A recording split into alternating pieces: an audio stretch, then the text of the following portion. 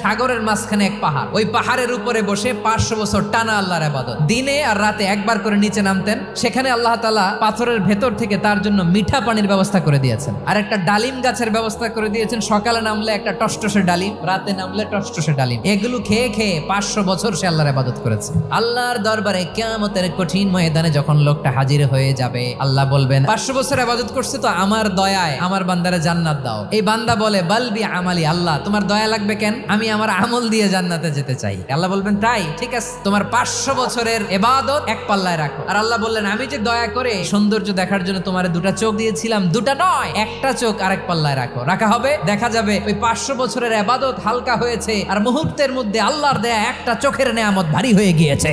ফলাফল দেখো, হিসাব বলে তুমি এখন জাহান্নামে যাবা, যাও এবার জাহান্নামে যাও। এবার লোকটা কাচুমাচু করে বলে আল্লাহ এবার আমি বুঝতে পেরেছি তোমার দয়া ছাড়া দুনিয়ায় কেউ জান্নাতে যেতে পারবে না।